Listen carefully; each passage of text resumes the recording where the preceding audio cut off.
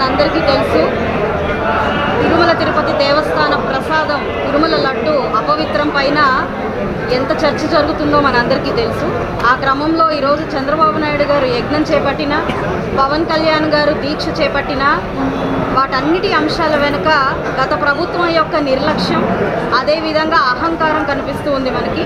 ఇంతటి అవినీతి గడిచిన 5 ఏళ్లలో ప్రజల్ని ఎన్నో రకాలైన ఇబ్బందులు కలిగించడమే కాకుండా ఈరోజు మనోభావాల్ని దెబ్బతీసే రీతిలో ఇలాంటి ఒక దుష్కర్మల్ని చేయడం అనేది మనం ఆలోచించుకోవాల్సిన విషయం.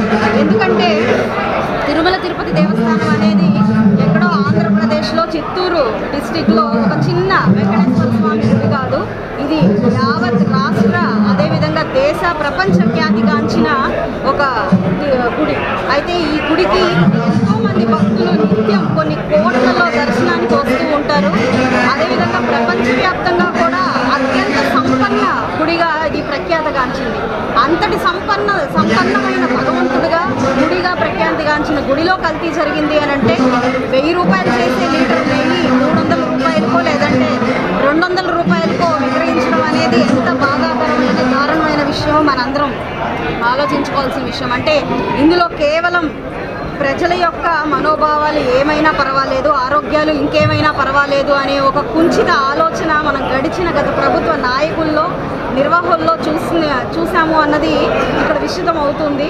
దీనికి గాను తీవ్రంగా ఖండించే ఒక ప్రయత్నం చేస్తూ దీనికి పాల్పడిన ఏ వ్యక్తులైనా కూడా వారికి శిక్షార్హులు, కఠినమైన శిక్షకి వాళ్ళు అర్హులవుతారు. కాబట్టి ప్రభుత్వాలు దీన్ని దృష్టిలో పెట్టుకొని వాటికి కఠిన నిర్ణయం తీసుకొని కఠిన శిక్షని వాటికి అమలు చేయాలి అని చెప్పి మేమందరం కూడా డిమాండ్ చేస్తున్నాము.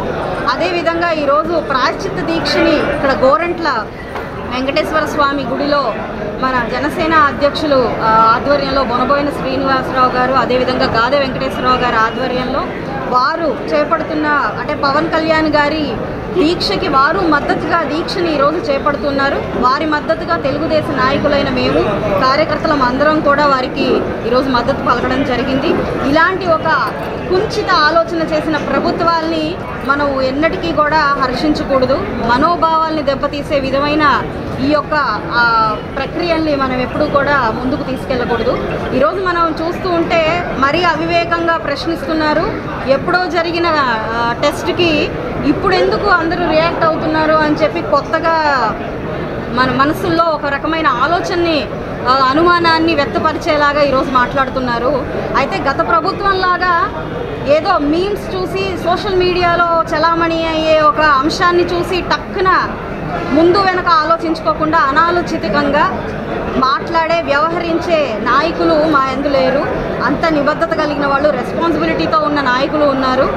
ముందు ఇలాంటి ఒక అంశం వస్తుంది అంటే అది మనసులు కొన్ని కోట్ల మంది మనోభావాలు దెబ్బతీసే ఈ అంశాన్ని అంత తేలిగ్గా ఒక మనకి వివరణ రాగానే దాన్ని మనం దాడి చేసే విధంగా ఉండకూడదు.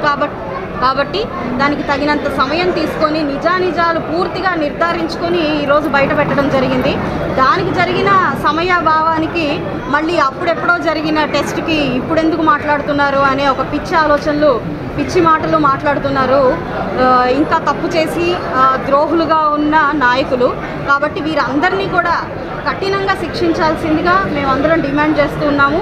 ఆ తిరుమల తిరుపతి వెంకటేశ్వర స్వామికి ఒక్కసారైనా దగ్గరగా దర్శించుకుంటే చాలు, ఈ జన్మకి ఇది చాలు అనే ఒక ఆలోచనతో, సెంటిమెంట్తో ఉండే ప్రజలందరము, భక్తులమందరము ఈరోజు ఆ ప్రసాదమే కల్తీ అయ్యింది అని అంటే తీవ్ర మనస్తాపానికి చెందుతున్న క్రమంలో మేమందరం కూడా దీనికి పాల్పడిన ప్రతి ఒక్కరిని ఎట్టి పరిస్థితుల్లో ఉపేక్షించకూడదు. ప్రభుత్వాలు తీవ్రంగా పరిగణించాలి. అదేవిధంగా ప్రజలందరూ కూడా ఒకసారి ఇలాంటి ప్రభుత్వ నాయకుల్ని మనం 5 ఏళ్ళు ఎలా భరించామా అన్నది ఆలోచించుకోవాల్సిందిగా మేము మీడియా పూర్వకంగా కోరుకుంటున్నాం.